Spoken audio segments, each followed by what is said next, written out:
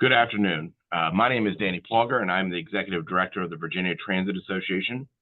I want to welcome everybody to the second 2024 VTA and DRPT Joint Lunch and Learn webinar program. VTA is so thankful for this partnership and the opportunity to offer our members and the Commonwealth's transit community a deeper dive into public transportation's challenges, issues, and processes with insight from the experts at DRPT and our transit partners. This webinar series would not be possible without the support, partnership, and expertise of our friends at DRPT. As a reminder, our former programs are on VTA's YouTube page if you would like to go back and review them. And as always, if you have any questions during the presentation, please put them in the Q&A box and I'll ask them at the appropriate time. One final piece of housekeeping. Registration is now open for our 2024 Annual Conference and Bus Expo in beautiful Harrisonburg, Virginia this May. Please visit our website, vatransit.com, for more information. Now, today's program is going over an issue that is near and dear to my heart, bus stops from planning to passengers. There are over 15,041 bus stops across the Commonwealth of Virginia, and of those, only 11% have a shelter, 19% have a bench, and only 38% fully comply with the Americans with Disabilities Act. We have a long way to go to give all of our bus passengers and citizens a safe, dry, shaded, and dignified place to wait for our buses. But we are making progress. In 2023, the General Assembly dedicated nearly $7 million annually through the TRIP program for bus stop improvements and safety improvements. And this year, the General Assembly, led by the patron saint of transit, Delegate Dolores McQuinn, passed HB 285, which cuts unnecessary red tape and bureaucracy to streamline the bus improvement process along VDOT right-of-way. Now, this afternoon, I have the pleasure of introducing our partners in this webinar series and today's presenters. Bethel and Alan are from DRPT, and Raquel is with GRTC. Bethel supports DRPT's Northern Virginia office in Alexandria. She's a graduate of the University of Virginia and is a licensed professional engineer in the Commonwealth. She began her career at VDOT and joined DRPT in 2022. Alan manages DRPT's statewide engineering program and is based here in Richmond. He graduated from VMI and has a 30-year career in both the public and private sectors. Before joining DRPT, Alan worked at VDOT, rising to the role of Louisa Residency Engineer. Our special guest today is Raquel with GRTC. As the bus stop and amenities program manager at GRTC, she develops and oversees bus stop improvements in GRTC's 5-year Essential Transit Infrastructure Plan. Raquel received her BA in Geography from the University of Texas at Austin. And prior to working at GRTC, she worked in the City of Richmond's right-of-way division and as a GIS analyst for CDBG-funded comprehensive plans in Texas. So please grab your lunch, sit back, and enjoy a great program from Alan, Bethel, and Raquel. Alan, turning it over to you. Hey, Danny, thank you so much. You can push to the next slide. We'll get started. All right. So first thing, I would like to thank Raquel Aquirre for joining us today. Her firsthand experience in many things that we do at DRPT, being right here in Richmond, has just been invaluable. So we're so grateful to have her on board today. And we've talked so much about bus shelters over the past 2 years, and it's such a focus for DRPT. We're grateful to Danny and VTA for giving us the opportunity today to review this. Raquel and I are going to read a lot of notes. So we're going to talk a lot, and not all of that is reflected in the graphics and the slides that are in front of you.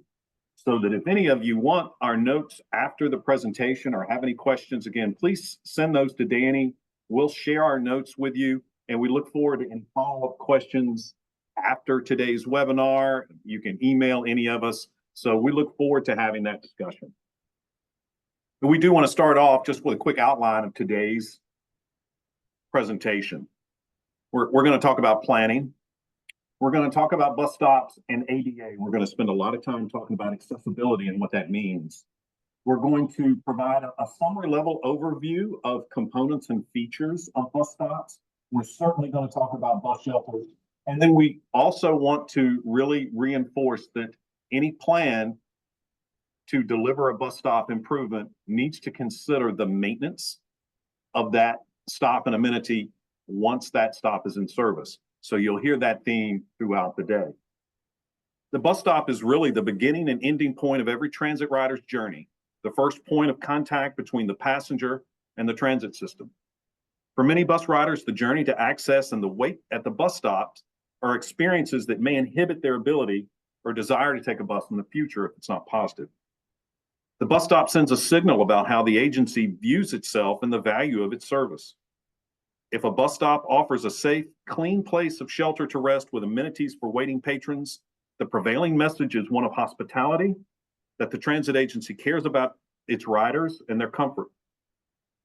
To someone who uses a mobility device, such as a wheelchair, a bus stop with a well-maintained concrete pad connected to the surrounding sidewalk and network in an accessible fashion indicates the agency's intention to appropriately accommodate such riders. Properly designed and placed bus stops can play a significant role in helping transit agencies reach their common goal to connect and improve the quality of life for all Virginians with innovative transportation solutions. Today, we're going to provide a summary level review of guidance and best practices on how to plan, place, design, and coordinate the implementation of bus stops that are safe and secure and comfortable, meet the Americans with Disabilities Act requirements, and other regulatory guidelines. Throughout today's webinar, we encourage you to consider the perspective and vantage point of your passengers, of the passenger, every rider. Every element of the bus stop needs to consider their perspective and the needs of the rider. Riders need to easily be able to find a stop, to have a safe place to wait, preferably out of the elements, and then to be able to board a light and walk to their destination. Signing, landing pads, ADA accessibility, benches, shelters, boarding and lighting areas, etc., all support the needs of the rider and then the goals of transit. Again, behind the slides, Raquel and I have a lot of notes. So if you would like a copy of these after we're done, please follow up with Danny and let us know, and we'll share them. And Danny, next slide. We usually save the references to the end of the presentation, but today we're going to start with them because we reference these a lot. There's a lot of acronyms, unfortunately. I'm going to try to spell out what they are. And if we use an acronym, I apologize for that. There are a lot of acronyms. The National Association of City Transportation Officials, NACTO, their Transit Street Design Guide is a reference for us. NACTO represents 100 major North American cities and transit agencies. Their street design guide provides design guidance for the development of transit facilities on city streets and for the design and engineering of city streets themselves to prioritize transit. The American Association of State Highway Transportation Officials, or AASHTO, they represent highway and transportation departments in the 50 states, the District of Columbia, and Puerto Rico. Their policy on the geometric design of highways and streets, that manual commonly referred to as the Green Book, is considered by many of us engineers to be the preeminent industry guide to current highway and street design research and practices. AASHTO also publishes their guide for geometric design of transit facilities on highways and streets. This too provides a comprehensive reference that we will reference throughout the presentation. Transit Cooperative Research Program, TCRP, Report 19 is a great resource for evaluating shelter installations at bus stops. It's a dated report, but it's a great resource. APTA, the American Public Transportation Association, the international association with more than 1,500 public and private sector member organizations, they also publish recommended practices for bus stops. PROAG, the Access Board, published the guidelines under the Americans with Disabilities Act, the Public Right-of-Way Accessibility Guidelines. That's an important resource that we're going to reference throughout today's presentation. ADA, the American with Disabilities Act. These standards apply to all facilities used by state and local governments to provide transportation and transit services, including bus stops.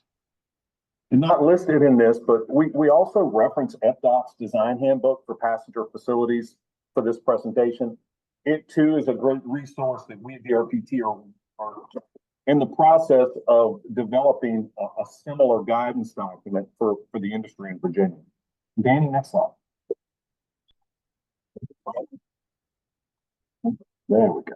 All right, as Raquel will highlight, the bus stops require careful planning, stakeholder coordination, and outreach to ensure the bus stop solution meets the needs of the community and riders served by the stop. Transit agencies, the roadway owner, local city and county agencies, local regional planning organizations, local businesses and developers, and most importantly, the transit rider and their communities are all key stakeholders to consider. Your bus stop improvement plan should provide ample time for stakeholder engagement early on in the process and include a framework for public input in the bus stop placement and design process. We're also very grateful that Raquel, again, that she's joined us today because of her firsthand experience planning and prioritizing stops. A bus stop improvement program begins really with a field survey. Bus stops to gather information about the geographic location, the presence or absence of passenger amenities, pedestrian infrastructure in the vicinity of the stop, and general visual observations. Some transit agencies prioritize bus stop improvements based on ridership and input from community leaders. Some agencies, such as GRTC, use an internal scoring system that ranks bus stop improvements in terms of needs and efficient cost allocation. Bus stop amenities and pedestrian infrastructure affect transportation disadvantaged populations the most. Mobility limitations, clear boarding and alighting areas, and connected accessible paths at bus stop all impact jobs and services and their accessibility for those individuals. Any planning and prioritization process should consider equity to ensure the transit service serves those who need it the most. Planning for accessibility. We are going to talk about accessibility a lot. The transit agencies must comply with ADA standards for new bus stop infrastructure and alterations to existing bus stops. The transit agency typically holds responsibility for the bus landing pad, but not the connecting sidewalk and travel pathway infrastructure. Your planning should consider access beyond the stop. It might not be your responsibility to make the improvements, but considering them needs to be a part of the planning process. Each and every bus stop is unique, or when we consider schedules and budgets, every stop is unique. And the actual cost and schedule is going to vary based on the size of the stop. The access improvements that are required, any amenities that are required, are all going to drive your cost. Ensure your schedule and budget, consider the cost for surveys and engineering, and plan to maintain the bus stop once it's in service. A basic transit stop with a small shelter can cost anywhere from $35,000 to over $100,000 if it has a turnout, and require at least 12 to 18 months for design, approvals, procurement of the amenities, and construction. The delivery of the shelter alone may require more than 6 months.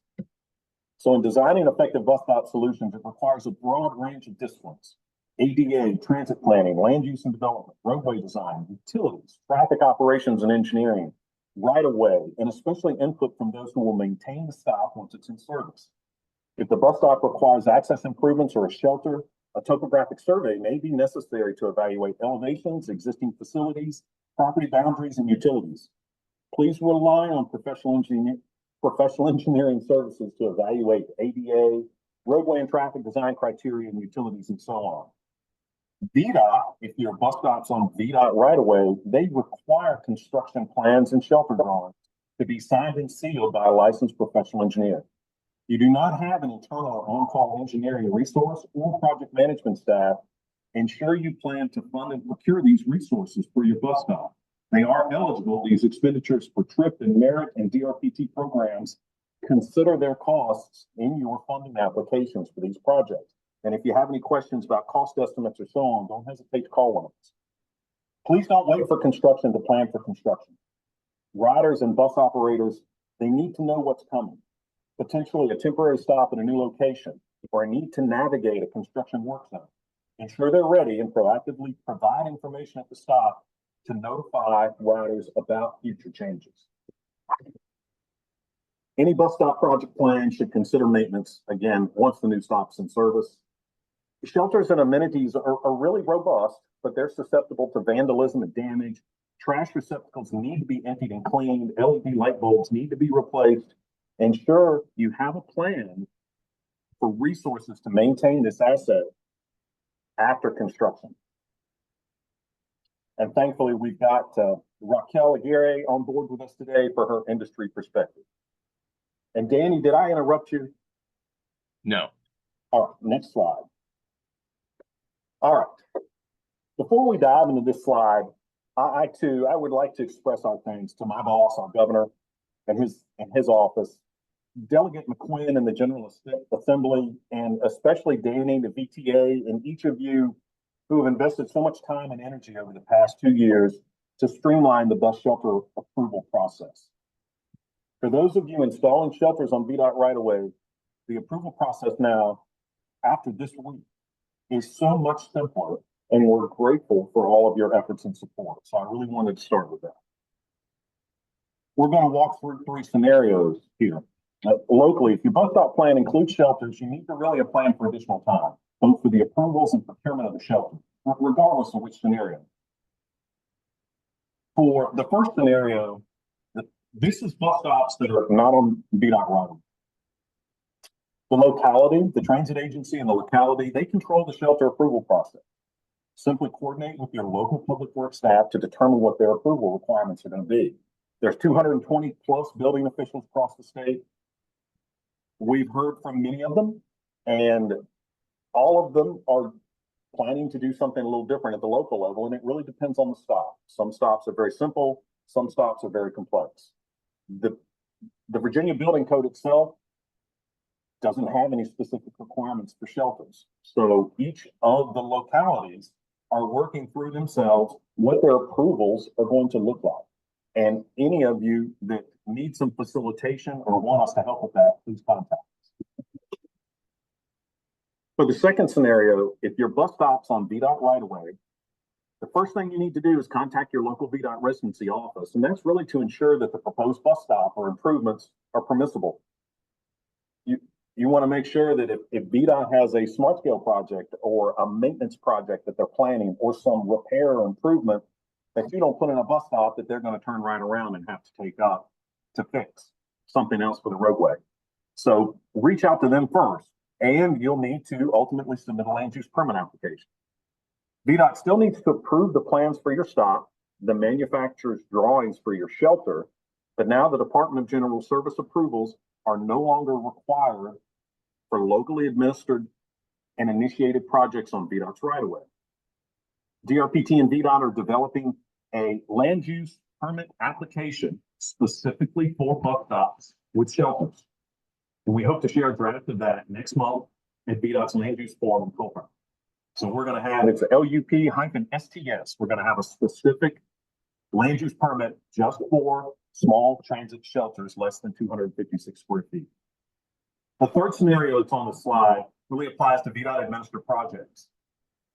Even with HB 285, for VDOT administered projects, VDOT still needs to submit their plans, the prototype information about the shelter through their central office to the Department of General Services for approval.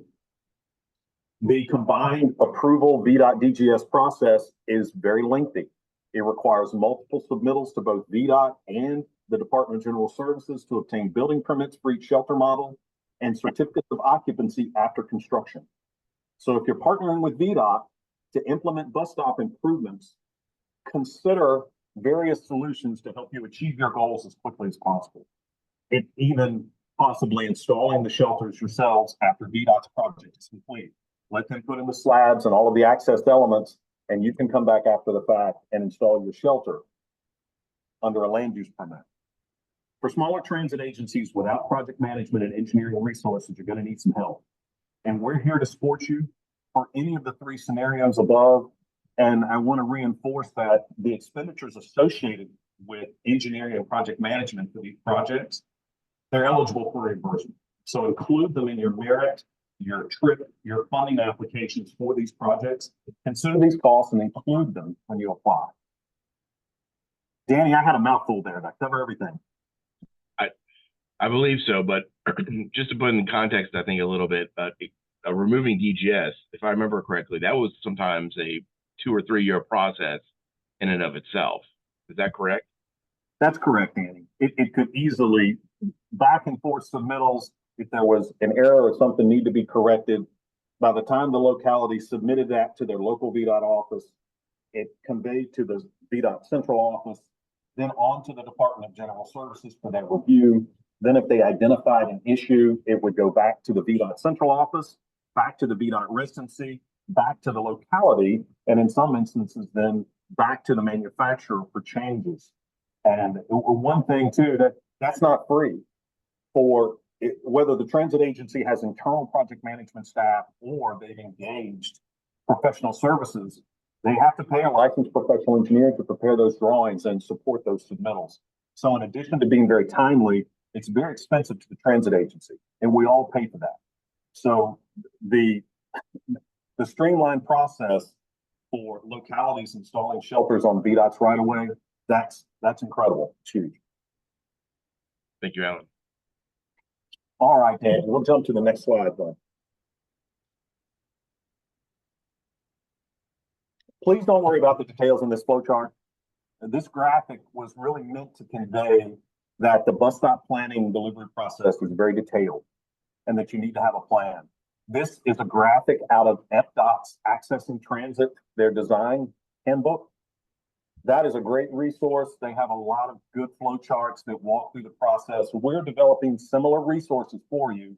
And I want you to read all of the little elements. The point is to convey that the bus stop planning delivery process is very detailed. You need to have a plan. Whether you have one or whether you have 16 or whether you have 100, you really need to have a plan. Access, intersection location, available right of way, existing and proposed utilities. All these things you need to consider when planning bus stop. And one thing we also want to note in this is you're not alone. That many of the Virginia transit agencies like GRTC, they have great planning and design tools for bus stops. So you're not alone. Rely on your industry for support and guidance as well as DRPT. But with that, ensure you're accounting for all of your local stakeholders. The GRTC provides services in several localities, the city, Henrico, Chesterfield County. They each may have different requirements that you need to consider in your plan. HRT has HRT has several different localities that they need to consider and that locality specific requirements when they're putting their plans together. So ensure that your plan considers all local requirements in addition to any statewide or industry requirements. So this FDOT, it is a great flow chart. And again, we're developing a handbook and guide for you. It's going to take us some time because many of you are ahead of us. And we want to make sure that we're considering your guidance documents as well as industry requirements from all of those acronyms that we talked about earlier to make sure that the guide that we provide is going to be flexible but a good resource. So let me see, Danny, let's jump to the next slide. All right. So I'm going to pass the torch to Raquel. And Raquel, again, thank you so much for joining us today to talk about bus stop planning. Oh, you're very welcome. Thank you both for having me today. Let me jump right in. The Essential Transit Infrastructure Plan is a 5-year strategic plan for improving local bus stops. The goals of the plan are twofold. We want to increase the percentage of stops that have benches, shelters, and trash cans from 25% to 75%. We also want to increase ADA compliance of bus stops, regardless of the presence of amenities. So we developed a qualification rubric that considers both usage and equity.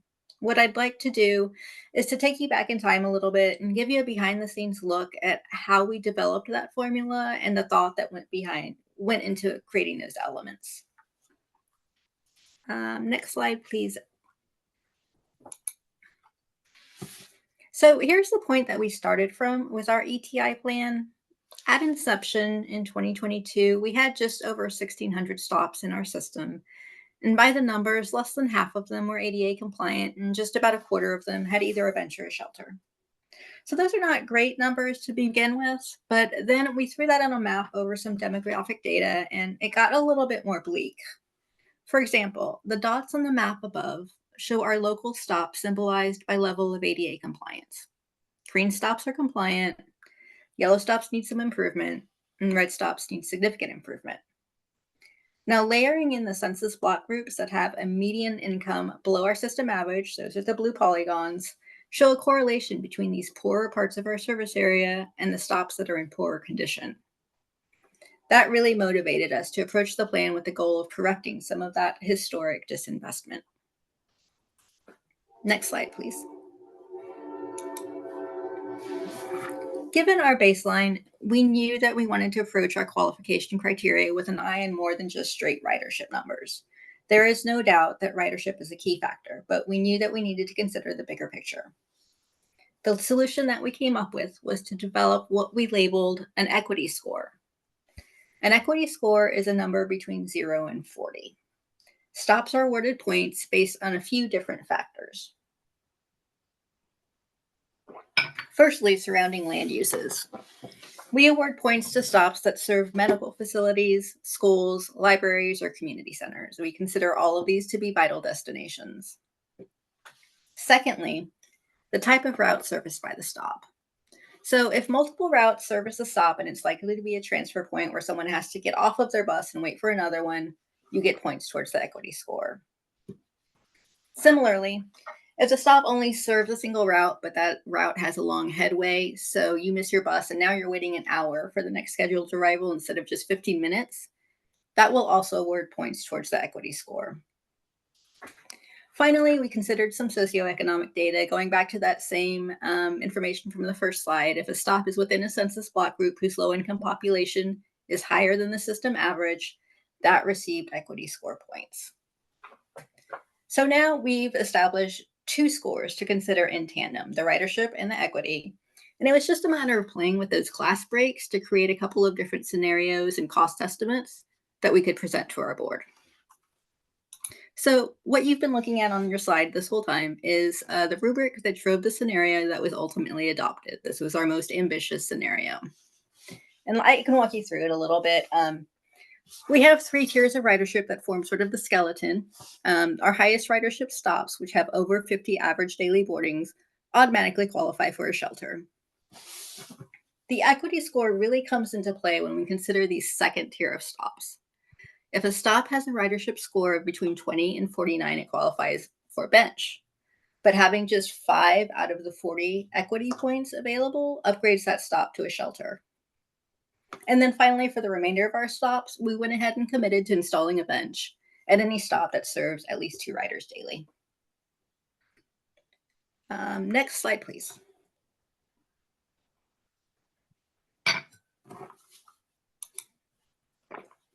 Okay, so now that we established, oops, I need my please, hold on. So now that we've established our, bear with me one moment, I'm waiting for my computer to unfreeze, which is very convenient.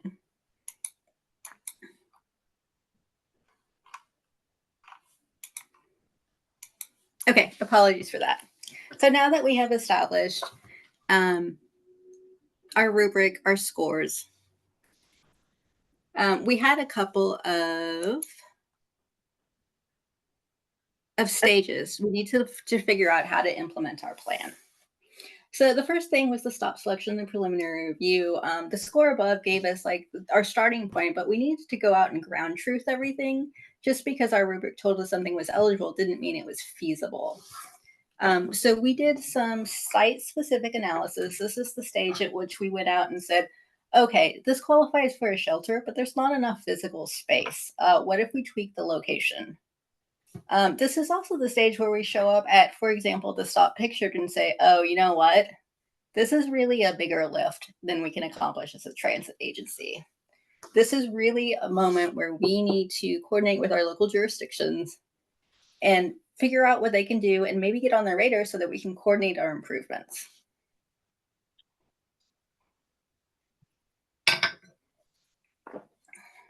This is maybe where I had my first lesson learned. I think that coordination with other capital projects was a bigger lift than I was expecting it to be. And that's just a function of how much is going on in the areas surrounding your stops. There are obviously projects being put on by the jurisdictions. There's site improvement projects, there's utility work, there's private development. And unfortunately, there's no like central database where you can just go check that information. I wish that there were. So I would say my first lesson learned is like build that time into your project to establish those communication channels. And then recognize that that's an ongoing process. You're going to have to maintain that communication throughout the life of your project because new projects are always coming on board. That's something that you absolutely have to keep tabs on. That also goes back to what Alan was saying earlier about just being aware of the landscape, because you don't want to invest the time and the money into installing a shelter at some spot where there's just new sidewalk coming in and then you've wasted all of that money. It's just not responsible. Our next phase was the survey, design, and engineering. We knew what we wanted, so now we need to send to the engineers to draw up. I think that this is where we had not necessarily a lesson learned, but a roadblock. And I think this is just where I circle back and say thank you again to everyone who worked so hard to pass HB 285, because when I started this project, it was such a daunting process. The regulations were so opaque and it was just very intimidating. So having this new legislation that both codifies what we need to do and simplifies it, huge roadblock lifted. That's off our plate to deal with, and I'm just very grateful. So thank you so much. All right, phase 3. After engineering, we know for sure that stops require easements. Not much to say there except for be aware, obviously, that adds time and money to your project. And then finally, last phase, construction. This is the part that we love. For my plan, we're finally here. We have created a lean, mean bench installing machine at GRTC. We've got a really efficient installation process worked out. We've installed 30 benches just since February. We're poised to keep going. At this point, our only constraint is really manufacturing time and making sure that we order enough benches to keep up with our installers. Similarly, our first big shelter order arrives this summer. Plus, we also have a handful in inventory that we'd like to install before this summer. I think I got really frustrated that it took my plan so long after kickoff to get here, but I really just had to spend a lot of time thinking through the workflows and setting up the processes so that once we got started, we could keep going. And I think that would be my final lesson learned for the group. This is not necessarily a capital project like a typical construction project. It's really a lot. Typically, you're doing more than one stop at once, so you're doing a bunch of little projects. You want to do everything in your power to make that an efficient process, to build in efficiencies, to streamline everything so that once you get started, you've built that workflow and you can just take off. I believe that's the end of my notes. So Alan, I'm going to pass it back over to you. Raquel, thank you. Thank you very much for reviewing your process. And especially, that slide says a lot between the graphic and not only why we're doing what we're doing and going through this process of planning and developing and improving amenities at stops, but you've got utilities, drainage issues, limited room, high speeds, no sidewalk. This stop is going to require a lot of thought and planning. And it's just a great slide, and you did a great job reviewing the phases of your plan and the lessons learned. So thank you very much. Sure thing. All right, Danny, let's jump to the next slide and talk about some more acronyms. Okay, acronyms. Access. Access, access, access. It really is. Accessibility is the most important feature of any stop. We're going to reference the Americans with Disabilities Act, ADA, and the term accessible. And you can't see me, but I've got air quotes around that term. Accessible is a defined term. We're going to talk about that a lot. The Americans with Disabilities Act is a federal civil rights requirement. It's a law that prohibits discrimination against people with disabilities. Equal treatment is a fundamental purpose of ADA and a fundamental goal of transit. The American with Disabilities Act and the Architectural Barriers Act, or ADA, define the laws. The Access Board are the humans. They maintain the public right-of-way accessibility guidelines, or PROAG, that apply to all facilities used by public transportation services, including bus stops and stations. Sidewalks, street crossing, pedestrian push buttons, curbs, ramps, detectable warning surfaces, signs, street furniture, shelters, even bus stop landscaping, all of that must comply with ADA. This term accessible, and again in air quotes, means that a facility is physically accessible to the people with disabilities and meets ADA requirements. So if you meet ADA requirements, it's accessible. To be accessible, it has to meet ADA requirements. The complete ADA standards for transportation facilities can be found at the link that I included in the slide. The Federal Transit Administration also has free online training on their website. In DRPT, we can provide that training as well. So contact us if you need some resources. We get a lot of questions about alteration versus new construction. When it comes to ADA improvements, this is a frequent topic because especially if you're renovating a stop, trying to figure out where to draw the line with your improvements. When a public entity chooses to alter any of its facilities, the elements and spaces being altered must comply with ADA. Alterations or additions to a transit facility must be made accessible, including the path of travel to the altered or added portion of the facility. All new pedestrian facilities included in an alteration that is put into place within an existing developed right-of-way must meet ADA or PROAG requirements. All existing facilities disturbed or triggered by an alteration must be improved to ADA standards. It's tongue-tied, isn't it? The replacement facilities must meet current PROAG and local VDOT requirements.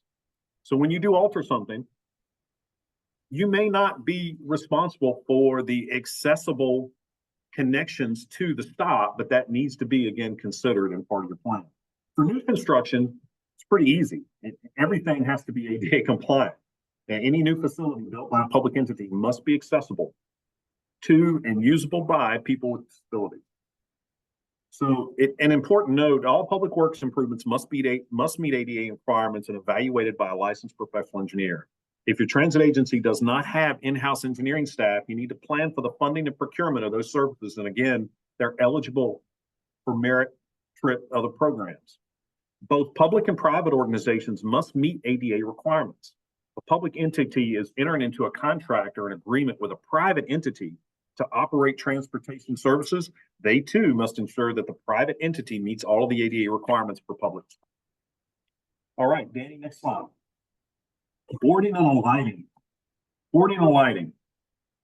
After ADA, another topic that we frequently discuss is boarding and lighting areas. This term, boarding and lighting area, is an ADA, it's a PROAG term. Boarding and lighting areas are also called landing pads or accessible boarding areas.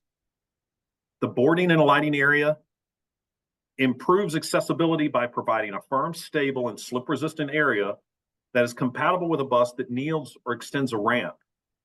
The size of the boarding and lighting area must have a clear minimum width of 8 feet, measured perpendicular to the curve of the roadway edge, and a minimum clear width of 5 feet, measured parallel to the roadway. Boarding and lighting areas at sidewalk or street level must serve each accessible vehicle entry and exit.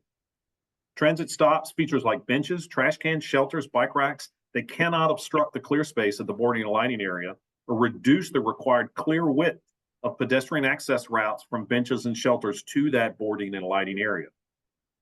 So now we'll talk a little bit about boarding platforms. There is a difference between a boarding platform and the boarding and lighting area.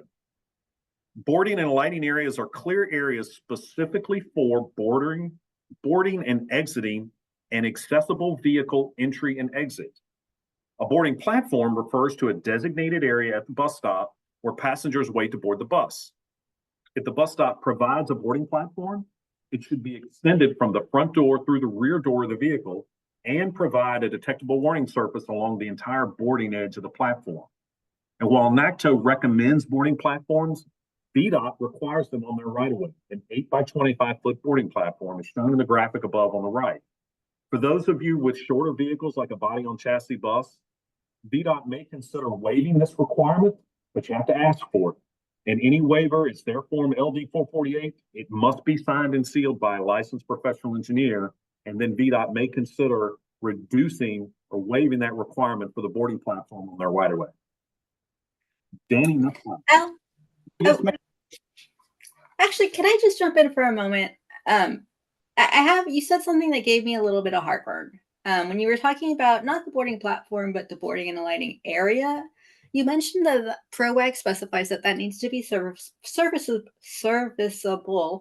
by all accessible doors, which to me is just not feasible given some of our neighborhood conditions. Can you talk about that a little bit? Yeah, the key there is the air quote accessible. And many of you with a longer transit vehicle that has front and rear doors doesn't necessarily mean that the front and rear doors of your vehicle are accessible.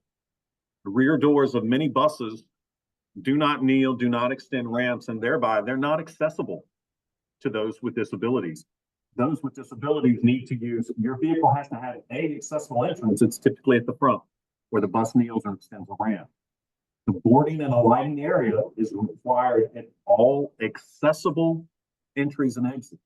So if your vehicle happens to have an entry or exit that is not ADA accessible, then it does not require a boarding and alighting area. And we do get that question a lot, Raquel, where you have boarding and alighting areas at the front and the rear of the vehicle. ProWag doesn't require that. ProWag requires that the boarding and lighting areas serve each accessible vehicle entry and exit.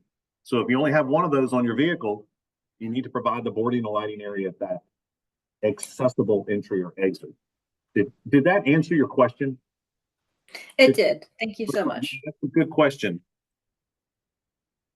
We get questions about boarding and lighting areas and platforms a lot.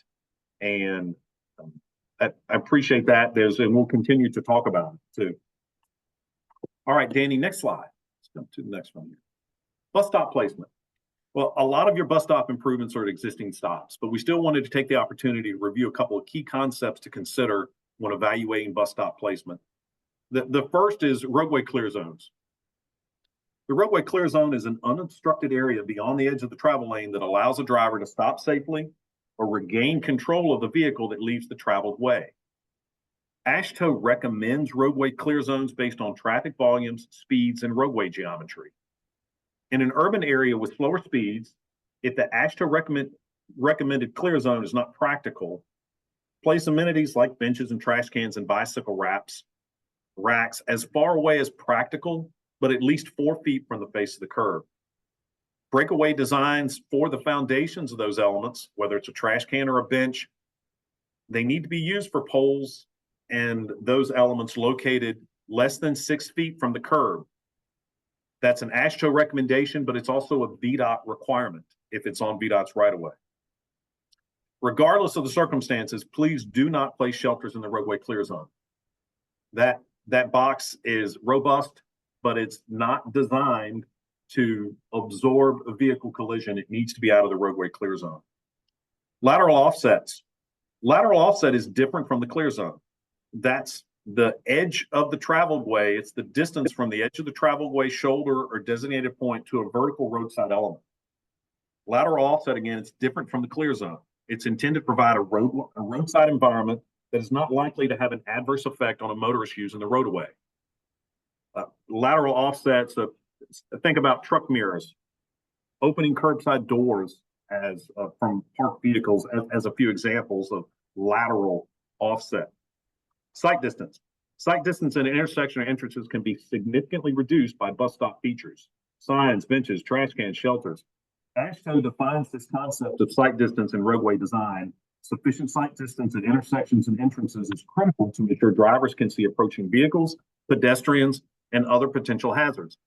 We get questions about roadway clear zone, sight distance, and so on, and there's this impression within the industry that those are VDOT requirements, and they're not. Those are AASHTO requirements, and they apply everywhere. VDOT has their own specific guidance about them, but these are AASHTO requirements. The clear zone and sight distance standards used and practices, they require interpretation and application by a licensed professional engineer knowledgeable of these requirements. If you don't have an engineer or consultant, please get one. Contact your DRPT grants manager. There are programs there that provide these resources. Call Bethel for me. Will help. On VDOT right-of-way, anything installed on VDOT's right-of-way requires a land use permit. Contact your local VDOT residency office. All 31 of them, they're awesome. They'll help you through it. Danny, next slide. All right, we can't get through talking about bus stops without bus stop signs. Bus stop signs must indicate critical information, including the stop name, route number, stop number, direction or destination, and system logo.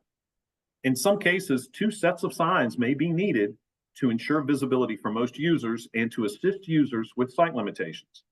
Route maps or timetables, they're not required, but that information is very valuable if you can provide it. ADA and the MUTCD, the Manual for Uniform Traffic Control Devices, that provides guidance on bus stop sign design and placement. And those are great references. Again, follow up with your engineer for requirements.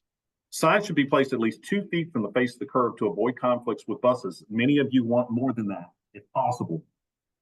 And other traffic, consider more lateral offsets to avoid bus mirrors and improve sight distance. And that canopy, the edge of the shelter, make sure you're considering it. Place near existing street lighting or consider solar LED lighting for visibility and safety. Bus stop signs can be used for seating. Ensure that the signage is simple, legible, and bilingual if appropriate. Next slide, Dan. All right, seating and leaning rails. Seating is one of the most basic features of transit stop. A bench, even without a bus shelter, provides comfort and convenience at bus stops. As with shelters, benches are usually installed on the basis of existing and projected ridership and wait times. Stops with a moderate or high number of boardings should be furnished with seating, as should stops with long wait times and stops with a relatively high use by seniors and child passengers or people with disabilities. A few things to consider: benches and rails, like the rest of the stop elements, need to be ADA compliant. Benches have to be at least 43 inches long, 20 to 24 inches wide. The seat has to be 17 to 19 inches above the ground. Leaning rails rise 30 to 38 inches and allow passengers to rest. Even if you can't provide a bench, consider a low-cost leaning rail. It's definitely better than nothing. Seating cannot conflict with accessible paths. Leave 4 feet of clear distance on all sides, but you need to make sure that your seats access the boarding and lighting areas. So Danny, let's jump to the next slide and start talking about shelters. Certainly, shelters are one of our favorite topics at VTA and DRPT. In most instances, the design of the bus shelter varies on the estimated number of passenger boardings and available space. AASHTO recommends 3 to 5 square feet of space for each passenger, but that's a recommendation, it's not a requirement. In addition to quantitative measures, such as passenger boardings, we certainly encourage transit agencies to consider qualitative measures to ensure that our most valuable communities also have shelters. And thankfully, Raquel did a good job covering that in what GRTC is doing. Neighborhoods with higher socioeconomic and transit-related needs often have less access to shade, may experience long wait times, and should be prioritized for shelters where possible. I want to note in this slide graphic, it's also Mark Alderman, he's the director down at the City of Danville's transit system. They installed recently several new shelters and had an article this week in the Danville Bee about their plan and program. And like many of you, and Mark experienced some challenges with roadway clear zones and access and had to make some tough decisions about where they put shelters and the improvements that they made at each stop. And while we wish that every stop had a shelter, we appreciate that there are some bus stops where a shelter simply won't work. But in those instances, please consider another amenity. So a few things to consider with shelters. They, of course, have to be accessible. They cannot obstruct the 5 by 8 foot boarding and lighting area. Shelters have to stay outside of the roadway clear zone. Lighting within the shelter or around the shelter is critical for rider safety. Where possible, install shelters within 30 feet of overhead street lighting or use the standalone solar kit. Shelter placement should allow for unobstructed views into and out of the shelter. The shelter should not create blind spots or hiding spaces. Utilities. Shelters shouldn't be located within 15 foot of a fire hydrant or an accessible parking space, a ground-mounted utility like an electrical transformer. There's some instances where you can put them closer to some of those utilities, but you need to appreciate that if the utility owner has to access that asset to maintain or replace or repair, they may have to disassemble your bus stop to do it. So you need to be cognizant of that. Shelter manufacturers must design your shelters and the foundations according to the Virginia Uniform Statewide Building Code requirements and local structural loads. The shelter manufacturer is responsible for that. They're going to provide you with sign and seal drawings for the shelter slab or pad, the foundation. They're going to provide that. So when you need it for VDOT, your shelter manufacturer is going to provide that for you. PRORAG requires that shelters with seating provide a minimum 30 by 40 inch clear space for wheelchair users located entirely within the perimeter of the shelter space. If the shelter provides seating, it must be ADA compliant. Consider long-term maintenance before you install a shelter. Ensure you have a maintenance plan in place, and then the grades within and around that shelter cannot exceed 2%. So Raquel, we're going to jump to you. Carry us home. Danny, wait, one more slide. Okay, just a few things that we want to touch on before we let everybody go. This is kind of a catch-all slide. I wanted to touch on information and wayfinding. Alan mentioned that we have a logo identifier at the top of our stop, and I think that's a great wayfinding tool. It just ensures that your stops are really visible and recognizable even from a distance. Most of our shelters also include a display space.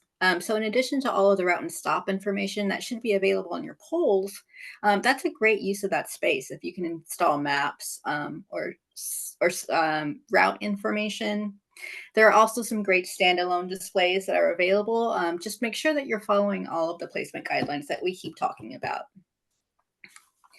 The final option is that you can always consider providing real-time information. Passengers really love that functionality. We have started piloting some e-signs as well as some text-to-speech buttons. We've gotten a lot of really great feedback on those. Regarding advertisement, I don't want to talk about it too much because it's not my area of expertise, but I just want to make sure everyone knows that you need to have the permission of the right-of-way owner before you advertise. So just make sure to get all of that sorted before you do any advertising. Don't get in any trouble with that. Bicycles. We love multimodal transportation. Bike racks or storage areas encourage people to bike to their bus stop. They also provide an alternative to people locking up their bikes on the bus stop pole. But once again, all of the standard placement considerations need to apply. Don't block the landing pad. Don't block the accessible path. Place them in a way that they're not causing additional congestion at your bus stop.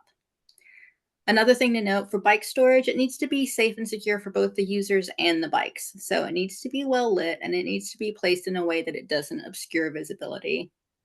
And then there's a little bit of maintenance that's bike rack specific. Bikes get abandoned, so you need to figure out ahead of time who's going to be available to you to come cut off poor abandoned bikes and then take off the pieces. Moving on to trash cans. Trash cans are a real simple improvement that have an outsized effect. Our plan recommends placing a can at any stop that gets a bench or a shelter. The flip side to the really great benefit is that cans do require constant maintenance because overflowing trash is just as unpleasant as litter all over the ground. Make sure that you have some mechanism in place, whether that's maintenance staff in-house, whether you contracted it out, or whether you set up MOUs with your jurisdictions to make sure that your cans are maintained, which dovetails very nicely into my final talking point, maintenance, which we have talked about over and over, but it bears repeating. Please remember that your job isn't over at installation. Amenities reach the end of their useful life. They get hit by cars, they get vandalized. Everything that you install is going to require upkeep. So please make sure that that's something that you plan for. We know that you put so much work into making these improvements happen. So make sure that they continue to serve riders in a useful way. That is our final slide. So I am done. Let me pass the torch back. Thank you so much for this opportunity. We're very grateful. Any closing comments or needs that you have, Danny? Any questions? Well, we have a question from the audience. What would it take for DRPT, VDOT to have an in-house engineering staff that transit agencies could use to design and build better bus stops? There's been a lot of discussion about contacting your program manager to apply for grant funding to hire a contractor to do engineering in small batches. Is there any advantage of economics of scale for a state level expertise and to have the state bring in its own engineers? Wow, Danny, that's a great question.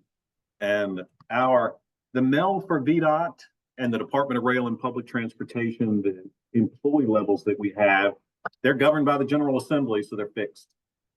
And while I would love to have a team of engineers to design all of these solutions for you, no one knows your transit stops as well as you do. So I would say there still needs, if we had 30 engineers sitting here, we could do the heavy lifting for you, but we need your engagement and the engagement of your community to make sure that that stop meets the needs of the community and the transit agency.